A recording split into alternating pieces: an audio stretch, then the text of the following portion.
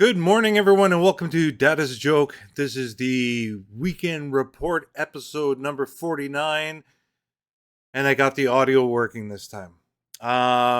Little some what's it called? Some of the bullshit that I want to talk about really quickly. I finally can move around a little bit. The sciatic isn't bothering me as much as anymore. Now it's just all the muscles. I guess I haven't fucking used them, and just getting up and walking around is a new adventure and pain. But anyway, I made it down here. Thank you, Kenny, Hippie Kenny, at the Discord forum for giving me that confidence to drag my ass down here. Look at me, I'm a fucking mess. Drag my butt down here, and hopefully I can give you a show. Again, 1,000 apologies for the no audio last week. I figured out what it was. I updated like a moron OBS Studios, and guess what? God, there's crap everywhere. So guess what? It reset the microphone. So at least I figured that out, and I was able to do it right now, and I can see myself recording right now. Anyway, other than that, guys, it's just struggling to get healthy. Thanks for all the support. I appreciate it. Thanks for checking up on me. It's funny. I look at myself as a 30-year-old sometimes a 50-year-old. This last month, man, I swear to God, I feel like I'm fucking 80 years old. Anyways, guys, get the coffees ready. I can barely make this one, but it is what it is. So let's start the show. I'm just going to go over some old news just to cover stuff that people didn't that missed or were living under a rock during that period of time. So we're just going to go through a few things here. Digital Eclipse released the Jeff Minter story on the 13th. Supposedly that's getting really, really good reviews. People are really enjoying it, and kind of cool to sort of like an out there hippie style psychedelic kind of developer dude making games that are, outside of the box and a lot of fun, honestly. There's an update. If you haven't already, there's an update for Berserk Recharged. What it does, I have no idea. I've tried it, still the same. Also, there's an update to Neosprint, another one.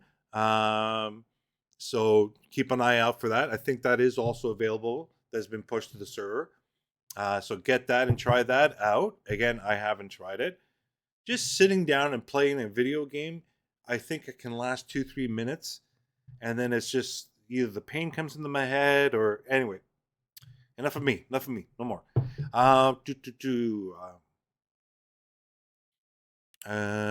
So also heads up, and I know probably 90% of people out there, with the Atari VCS, there was an OS update.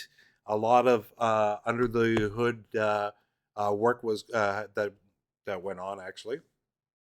And also the coolest thing that they've done was an automated bug reporting system. So whenever something happens, pops up, you can fill out the report, fire it off to them, and it makes things troubleshooting and figuring out how to help us out here on Atari land and get the fixes done and go from there.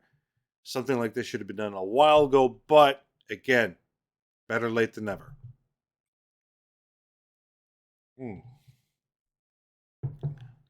By the way, we can do a drinking game. If every time you see me twitch, you can take you can take a slug of coffee, booze, whatever you want. God, is my ass sore. Okay, so if a game crashes, go to the reporting, write what game crashed, and we'll get a log from the VCs and what happened, which will be immense help in troubleshooting. That's very cool, and that's very good to have, actually. Now, for the big news, actually huge news, the Atari 400 Mini. To be honest with you, I was going to place an order, then all this pain shit happened. I forgot about it. I forgot about everything, honestly. I just decided rest. Fuck work. I need to get rest because I'm just going to keep on fucking myself. Anyway, um, what was I going to point? Oh yeah, so I didn't get the Atari the 400 mini.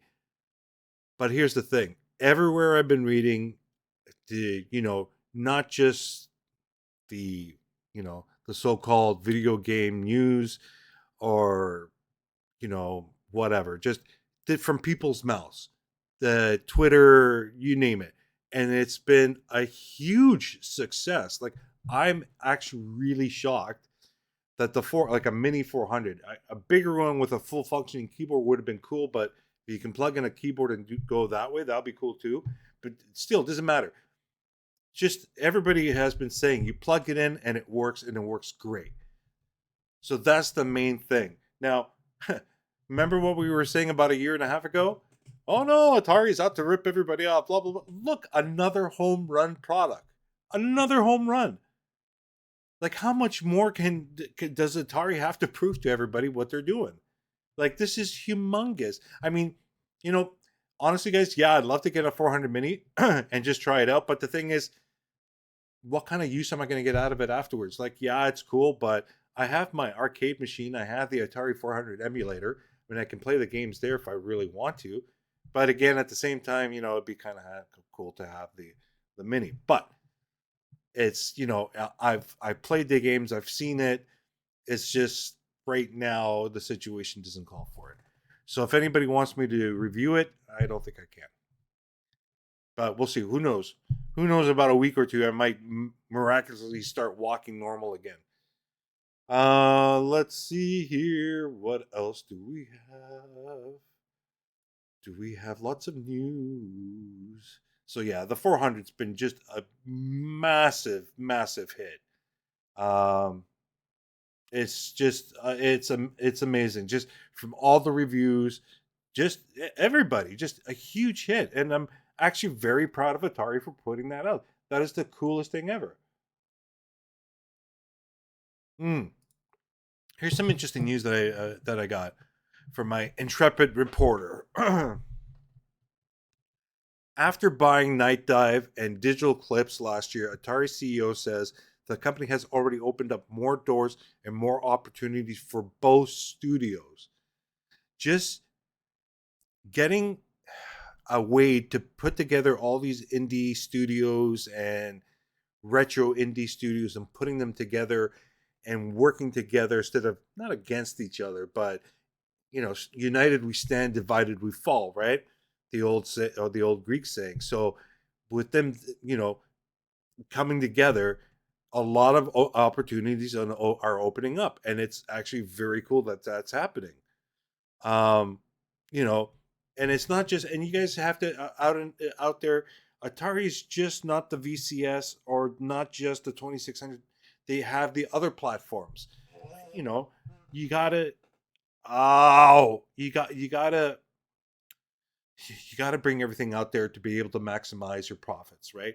Yeah, a lot of us would say, yeah, it's an Atari game. I want to play it on an Atari system, but what about everybody else? They should be able to, sure, you want them to buy your console, but bring it out to other platforms, and bring back games like Dark Forces, which was an awesome game, a PC game back then, but also the updated version would be actually very, very cool. And it's just awesome how this is all happening and forming together. Do you understand? Like, it's just very cool. Like, I'm very excited about that.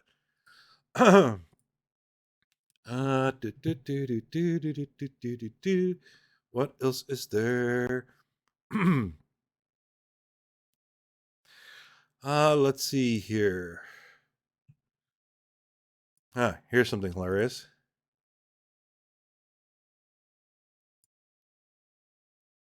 Let's see, what is the okay? So updated pre-orders for pre-orders for Allen One's new Asteroids Recharge cabinets have gone live.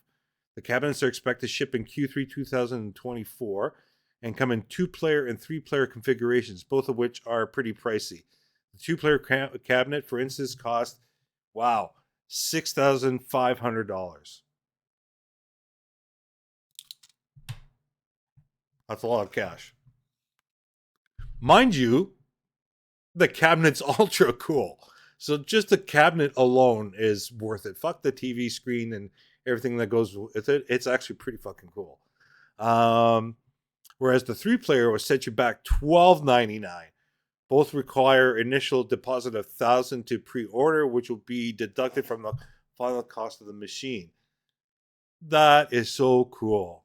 I mean, I am so looking forward to these machines popping up in arcades. And also barcades, which a lot of people are building arcades around cabinets and games that they've collected or they've purchased or what have you.